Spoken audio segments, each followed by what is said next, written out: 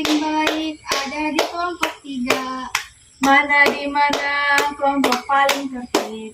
Kelompok paling tertib ada di kelompok 3. Kelompok 3? Yes. Di sini aku akan melaporkan proyek perbuatan tapai singkong. Puji syukur atas kehadiran Tuhan Yang Maha Esa, atas limpahan rahmat dan karunia-Nya sehingga kami dapat menyelesaikan laporan proyek pembuatan tapai singkong ini. Laporan ini disusun sebagai bentuk pertanggungjawaban atas pelaksanaan proyek pembuatan tapai singkong yang telah kami lakukan. Proses pembuatannya melibatkan berbagai tahap, mulai dari pemilihan singkong hingga fermentasi. Dalam proses pembuatan tapai singkong ini, kami banyak belajar tentang proses fermentasi dan pentingnya menjaga kebersihan dan sterilitas.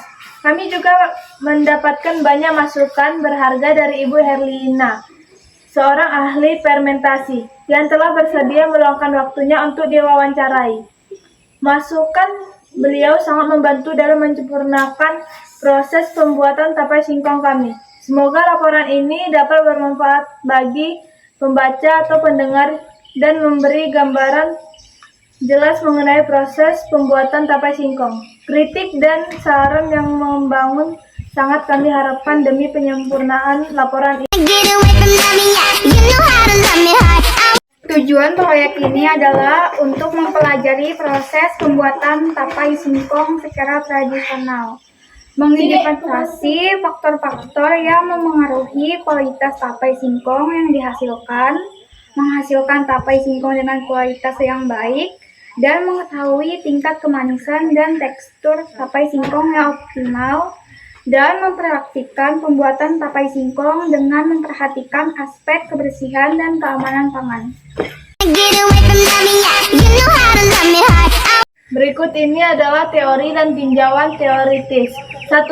Teori mikrobiologi. Teori ini mempelajari tentang genetika dan metabolisme mikroorganisme pada tingkatan molekuler. Pengetahuan ini tentang genetik mikroorganisme dapat membantu dalam memahami mekanisme fermentasi dan mengidentifikasikan mikroorganisme yang berperan penting dalam proses fermentasi.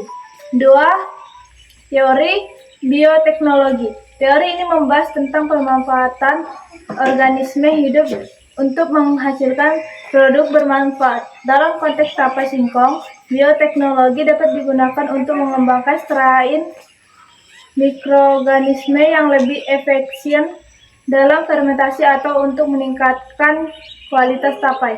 3.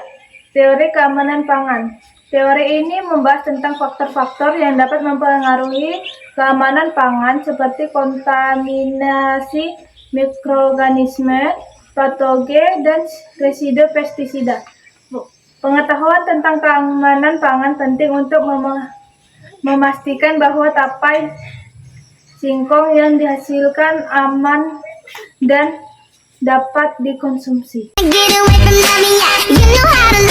Nama saya Isabel, saya dari kelas 9A. Di sini saya dari kelompok 3. Saya akan mewawancarai Ibu Helena. Tapai singkong itu apa aja, Bang? Kita siapkan singkong dulu. Sekali tek lagi tapai itu kita buat singkongnya kirim terus setelah matang terus kita diamkan dingin singkongnya. Setelah dingin baru kita tabur. Raginya nih bagus coy. Siapa dihaluskan raginya. Lalu ditabur singkongnya sampai rata. Kita cari tempat yang kering baru kita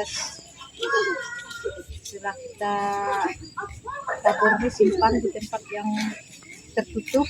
Kita tutup setelah 3 hari baru kita buka. Terus bagaimana caranya biar tapainya itu nggak terlalu pahit terus nggak terlalu manis? Terlalu kasih yang terlalu lama. Tapainya 3 hari udah direbus tuh dikasih gula. Tapainya Sekian wawancara untuk hari ini. Terima kasih. Get away from me, yeah. You know how to love me hard. I will not, I'm falling hard. Ini adalah pertanyaan dan jawaban saat wawancara. Pertanyaan pertama, apa saja bahan-bahan dan cara pembuatannya?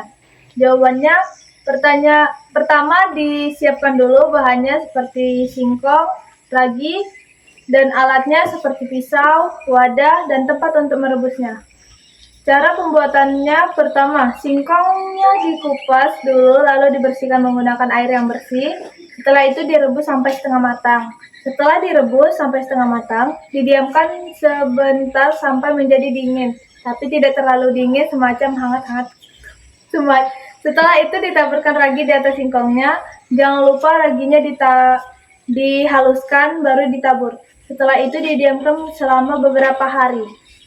Pertanyaan kedua, lalu bagaimana cara agar tapai tersebut tidak terlalu masam dan tidak terlalu manis? Jawabannya, saat menunggu waktu fermentasi itu jangan terlalu lama dan jangan terlalu cepat.